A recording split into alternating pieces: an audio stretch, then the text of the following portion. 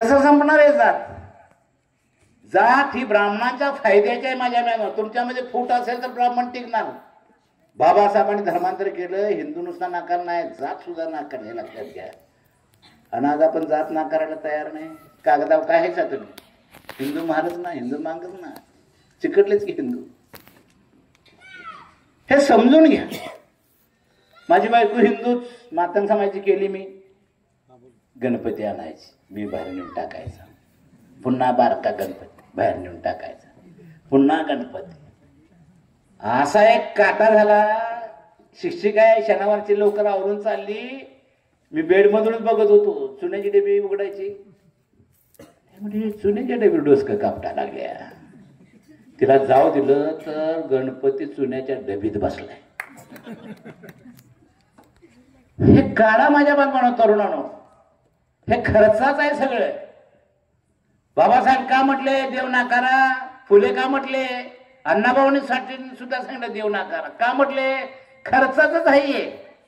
दिवाळी दसराले पुणेवानीच मला शिमगाला आमकाला जत्रा आली की 15 गावचं पाहुणं ह्या गावात जत्रा आहे म्हटल्यावर 15 दिवस उपाशी राहते. आणि जत्रा आहे म्हटल्यावर 15 दिवसानंतर कावळं उतरल्यासारखं उतरते.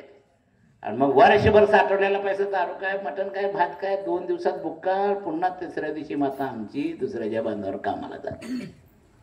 पैसा शिल्लक राहत नाही. पैसा शिल्लक नाही राहिला तर पोराच्या शिक्षणावर खर्च होत नाही. आणि पोरगं नाही शिकलं तर मग आपली अडचण आहे. शिक्षण महत्वाचं आणि शिक्षणाला पैसा लागतो. आमच्या आई बहिणीच्या डोक्यात एकच, दसराली दिवाळीली पाहुणे येणार आहेत, काय तर जरा पाहुणा पण जरा ह्याच्याला येणार आहे, त्याची सोय केली पाहिजे.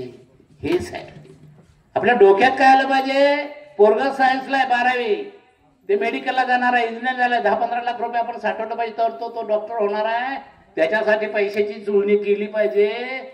ही चर्चा आपल्या कुटुंबात आज पाहिजे. पण आपली चर्चा तेच नाही. दसराली दिवाळी पुनवाली पोरगी येणार आहे, जावा येणार आहे, असंच डोक्यात घातलंय.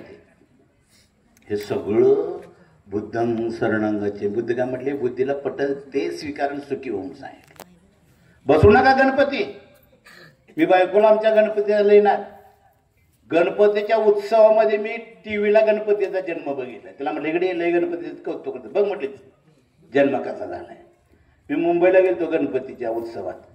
मी गणपती बघितला, अर्धा निळा ना अर्धा भगवा. मी म्हटली काय भानगड आहे? युती झाल्या म्हटलं आमची युती. काय सांगायचं. मी टीव्हीला तो गणपती बघितला. काय कसा जन्म झाला गणपतीचा? पार्वती आंघोळीला बसली होती, तिच्या घराला दार नव्हतं. नवरांना घेऊन जंगलात. तिला प्रश्न पडला, आंघोळ चालू असताना पुरुष माणूस आला तर माझं कसं व्हायचं? म्हणून तिनं घासून घासून घासून अंगाला मळ काढला. मळापासून पोरगं तयार केलं आणि सांगितलं दांडकं घेऊन उंबऱ्यावर बस, माझ्या आंघोळ होईपर्यंत कोणाला आत सोडू नको. तर ना घेऊन शंकर आत पाव ठेवणार, पाय बना चुकून आर चुकून दंगा योड दोघांचा. गणपती काय पाय सोडून हे काय जायचं थांबणा. हे सगळा दंगा.